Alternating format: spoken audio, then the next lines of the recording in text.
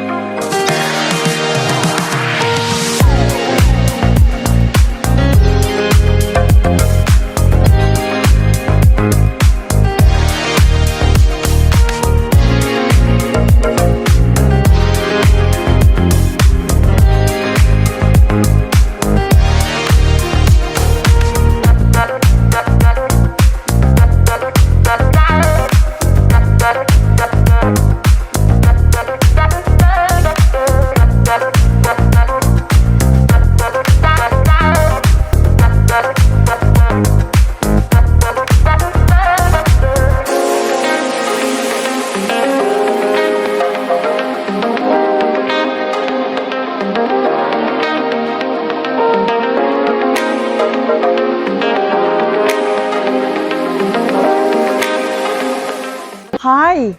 Ako po si Marley Ledesma, one of the marketing real estate property advisor ng H&H Real Estate Marketing. May ipapakita po ako sa inyong mga house model ng Sierra dito sa Golden Horizon Phase 3. Ito yung model house, tapos ito yung turnover house, at saka yung isa ay dress up model. Ang turnover po nito ay wala po siyang bakod, pero meron itong malapad na gutter. So hanggang dito yung property line, dito ka magbabakod. Yung carport mo, mataas yung ceiling. Pasok tayo.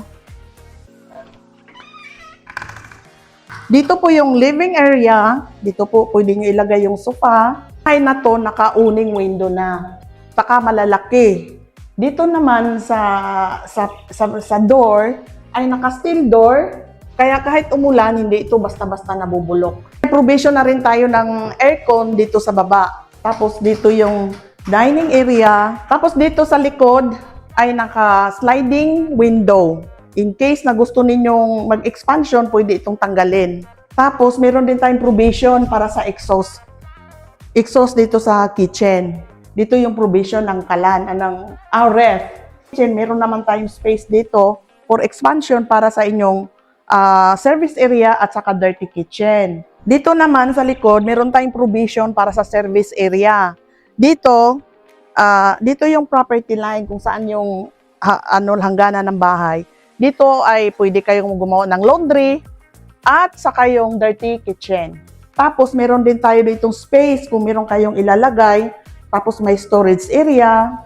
Tapos dito yung toilet sa baba. Akyat tayo sa taas. Dito sa taas, meron tayong 3 bedroom. Dito sa kanan, nandito yung master's bedroom. Kasya dito ang queen size bed.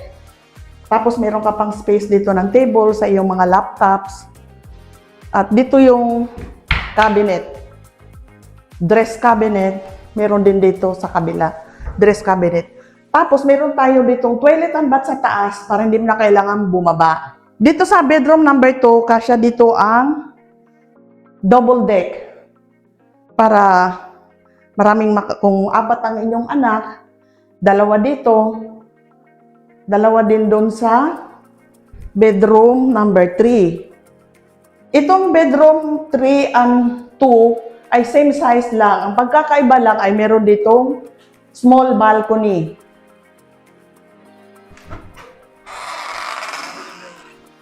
Pwedeng buksan sa gabi para pumasok yung hangin. Kung may gusto ng corner or end unit, meron po tayo. Medyo mas malaki yung lote. Kaya doon nagkakaiba yung presyo. Dito yung inner at saka ito yung end or corner. Ito po yung model natin kung paano natin gagawin yung ating mga bakod. Tapos ito yung service gate para sa car parking. Saka pasok tayo. Ito yung extra na lote kapag end unit at saka corner ang kukunin. Pwede kang magkaroon ng extra pang pinto dito sa likod, gate sa likod. Tapos ito yung service area, ganito siya. Ito yung dress-up model ng Sierra. Ganyan yung setup niya.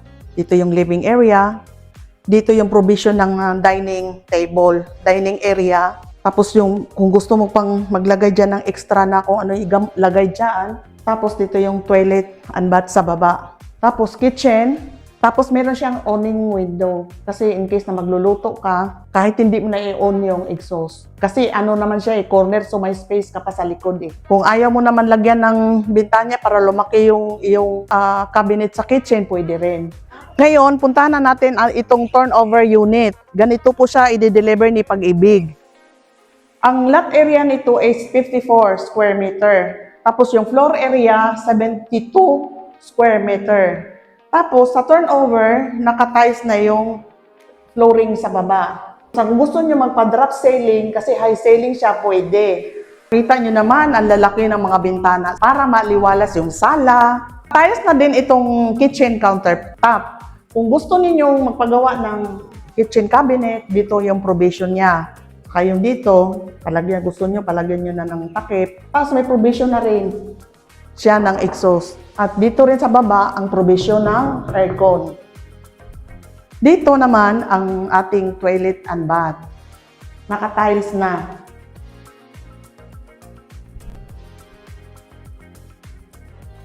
Ito naman is to provision ito ng kung gusto nyong anong ilagay nyong show rack o gusto nyong lagyan ng mga storage, ito yung naka-provision.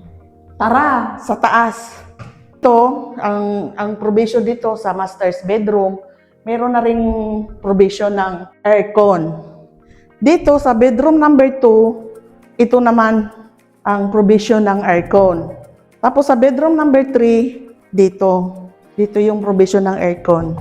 Yan. Tapos dito, ang bedroom number 3, yun ang may balcony. Ito naman sa ating flooring sa second floor is makinis naman siya So pwede nyong malipatan habang kung gusto nyong hindi mo na maglalagay ng tiles, pwede na siyang lagyan ng floor mat for the meantime.